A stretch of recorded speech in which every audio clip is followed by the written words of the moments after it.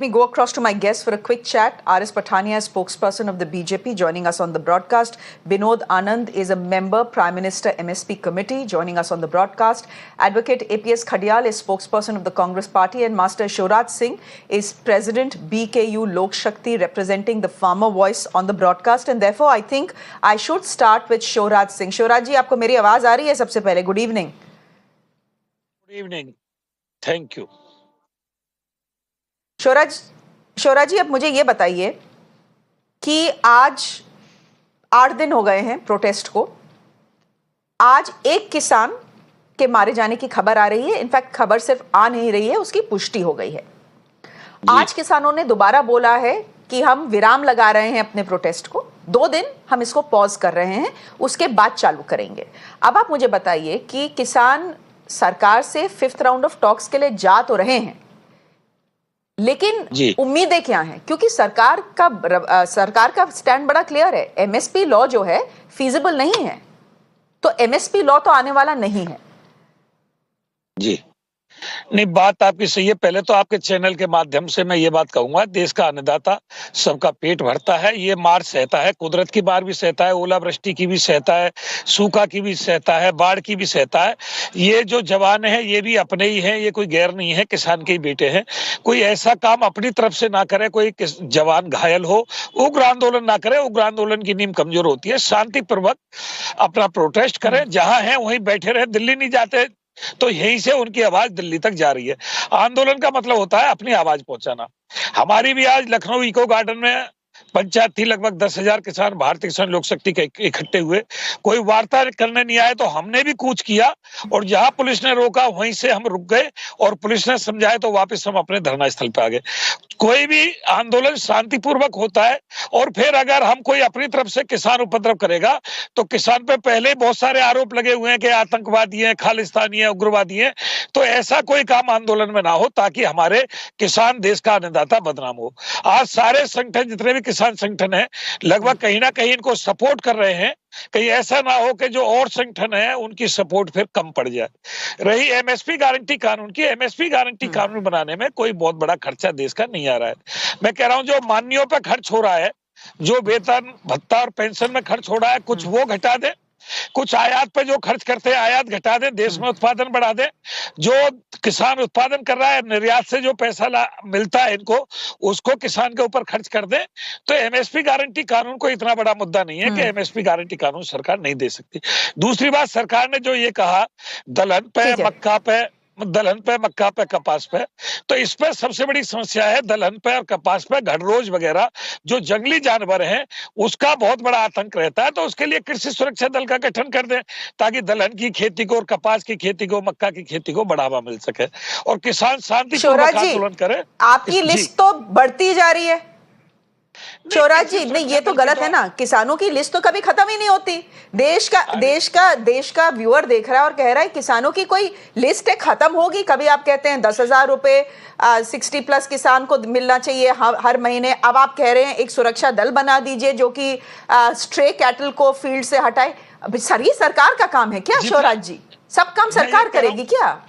कृषि सुरक्षा दल से जितना देश के जो अन्न है उसके उत्पादन में ये जो जंगली जानवर हैं नुकसान दे रहे हैं, कहीं हाथियों का आतंक है, कहीं बंदरों का आतंक है, कहीं जंगली सुअरों का आतंक है, कहीं गौओं का आतंक है, कहीं घड़रोज का, नीलगाय का आतंक है, वो देश की बहुत सारी फसल को नुकसान देते हैं। उससे ज्यादा देश को अन्न मिल जाएगा, फसल मिल जाएगी, और वो निर्यात करने में काम आएगी। शोराज जी, हाँ जी, ठीक है शोराज जी।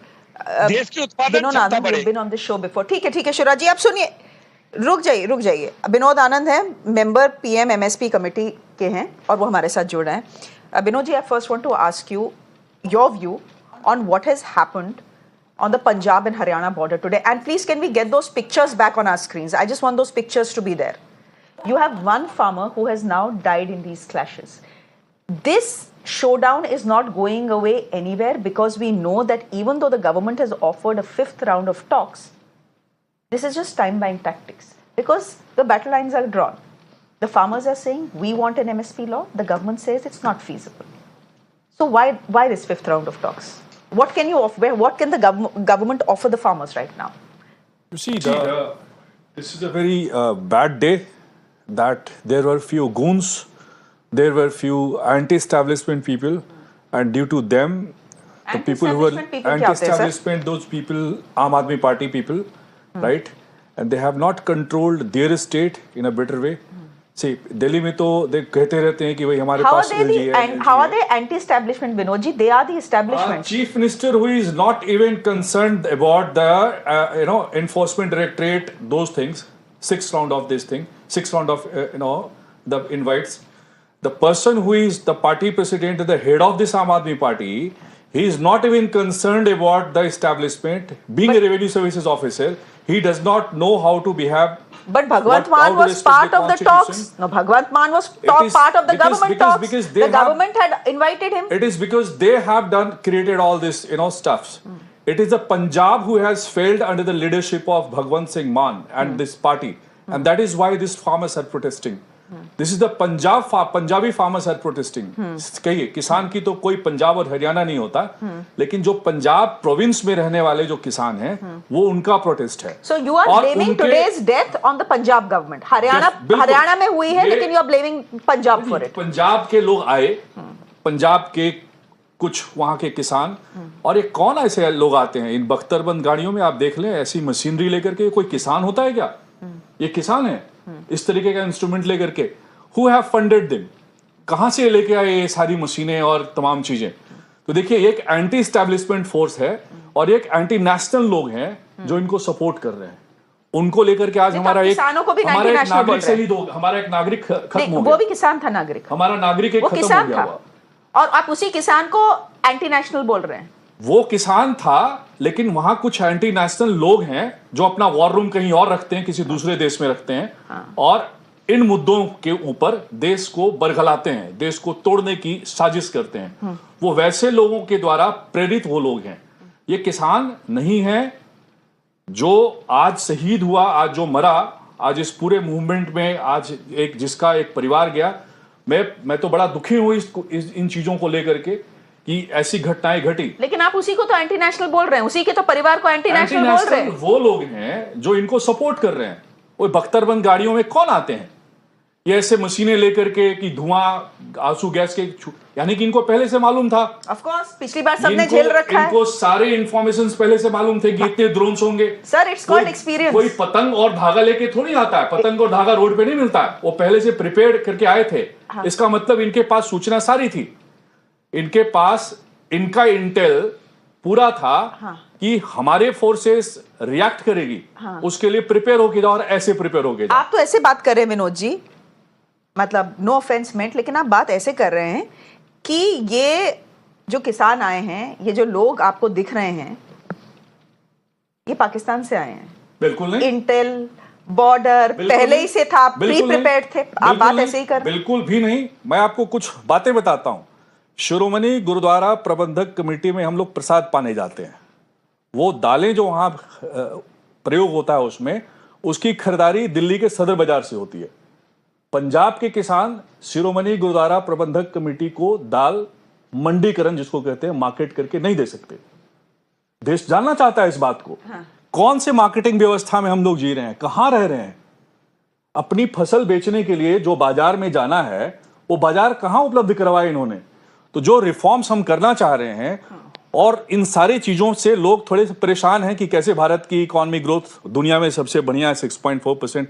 तोड़ो फोड़ो, चुनाव का समय है, ठीक है, सरकार आएगी बातचीत करने के लिए. तो प्रजातंत्र में सरकार आ रही है बात करने के लिए. उन्होंने तो ऑफर किया, हम तो शुरू से तैयार हैं.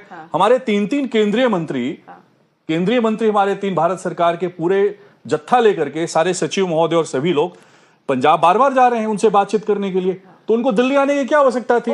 और दिल्ली आते तो बसों में आते, ट्रेनों में आते. आज तक तो हम लोगों ने भी खूब आंदोलन किए. हम लोग तो बसों ट्रेनों का प्रयोग करते हैं, लेकिन आने नहीं दे रही ना सरकार. लेकिन ये इस तरीके से ट्रैक्टर से लेके, लेकिन सरकार नहीं आने दे रही. क्या मांगा था उन लोगों ने? उन्होंने बोला था रामलीला मैदान दे दीजिए हमें प्रोटेस्ट वेन्यू, वो नहीं दिया आप लोगों ने. दिल्ली का रामलीला मैदान क्यों चाहिए? और ये क्यों नहीं चाहिए? दिल्ली उनका नहीं है, रामलीला मैदान उनका नहीं है. दिल्ली के नागरिक किसके हैं? दिल्ली के नागरिक कहां जाएंगे? ये जो लॉसेज हो रहा है, और ये नागरिक कहां के हैं? ये लॉसेज जो हो रहा है, और ये नागरिक कहां के हैं? ये नागरिक हमारे हैं. हाँ, तो फिर तो इनके अगर ऊपर शहर आपका, कैपिटल आपका और नागरिक आपके शहर हैं, हमारा, गांव हमारा, सारा कुछ तो हमारा, फिर वो नागरिक नहीं आ तो ये सकते अंदर। बख्तरबंद गाड़ियों वाले लोग जो हैं, जो चलिए। उपद्रवी लोग हैं, वो तो हमारे नहीं हैं। ठीक है, जो चलिए। उपद्रव करेंगे उनको सजा तो मिलेगी। You have made a अगर मैं यहाँ पे allegation- टेबल तोड़ दूं हाँ। तो मैं तो अंडर लॉ फंसूंगा। हाँ। तो अगर वो आएंगे और हमारे पुलिस कर्मियों के ऊपर गोलियां चलाएंगे, हाँ, हमारे नहीं, पुलिसकर्मी मर रहे हैं, factually वो भी incorrect, किसान हैं, factually वो incorrect, भी किसी का बेटा है, factually तो incorrect, वो सारे हमारे जो फोर्स के लोग मारे जा रहे हैं, फोर्स के लोग जो factually- घायल हो रहे हैं, factually उनके incorrect। बारे में कोई क्यों नहीं बात करता? ओके, विनोद जी, उनके आप बारे में सुनिए, भी तो बात करें। आप बिल्कुल, आपने देख एक फैक्चुअली आपने गलत बात बोली है और उसको मैं सही करना चाहती हूँ। एक तो गोलियां नहीं चली हैं, हाँ 12 हरियाणा पुलिस के वो कॉप्स तो दिखा इंजर्ड रहे हुए हैं कि हैं। हमारे ऊपर मॉर्टर चला, जी 303 सुनिए, की गोलियां चली। सुनिए। उनके प्रवक्ता आ रहे हैं, वो बता हरियाणा रहे हैं, पुलिस- कई चैनलों पे उन्होंने बात की है। हरियाणा पुलिस वो फिर देख के लेके क्यों बैठे सुनिए, हैं? आप सुन लीजिए, हरियाणा पुलिस का ऑफिशियल ट्वीट, हरियाणा पुलिस जो ऑफिशियली बोल रही है, मैं वो बात बोलूंगी। मैं यहाँ पे ऐसा होता है, there is something called fog of war. जब जंग छिड़ती है ना, तो कुछ समझ नहीं आता कि सच क्या है और झूठ क्या है। ये कोई जंग नहीं है। नहीं, आपने ये तो बना दी है, ये उनको आपने तो बना रोकने दी का, है। ये रोकने का आपने बना प्रक्रम दी है। उनका है। बट अगर आप एपीएस खडियाल, अगर आप लॉ एंड ऑर्डर को चैलेंज करेंगे तो इस देश में एक प्रबंध है, एक सिस्टम है। तो आप उनके Law and order democratic state की right को भी तो responsibility challenge होती है। कर रहे हैं। कोई भी पंजाब का आदमी हरियाणा में आएगा, बिहार में आएगा, आप उनके law and order- democratic right को भी तो चैलेंज तो कर रहे हैं। हमारा भी तो डेमोक्रेटिक राइट है रिटेलिएट करने का। एपीएस खडियाल, हमारा भी डेमोक्रेटिक राइट है रिटेलिएट करने का। APS खडियाल। एक राज्य के लोग दूसरे राज्य में आएंगे, वहां के लॉ एंड ऑर्डर को अच्छा, खराब चलिए, करेंगे, चलिए, तो चलिए, वहां चलिए, के- चलिए, चलिए। उनको रिस्पॉन्स तो दिया जाएगा। विनोद जी, अगर ये क्या मतलब एक हरियाणा मिनट। ने रोक लिया, वहां की कौन सी एक सरकार है? ये बीजेपी की गवर्नमेंट नहीं रोकती, वो वहां की पुलिस रोकती है, वहां का प्रबंधन रोकता है, वहां का एडमिनिस्ट्रेशन रोकता है। बात, don't insult the intelligence of our viewer please. We know what happens, I everything that understand happens, the intelligence of the viewer what and I happens in this understand country all is those politics. things. अच्छा, अब late mister Khadiyal कम इन, नहीं तो आप और मैं ही बात करते रहेंगे और पूरा शो खत्म हो जाएगा और बाकी लोग बात नहीं कर पाएंगे।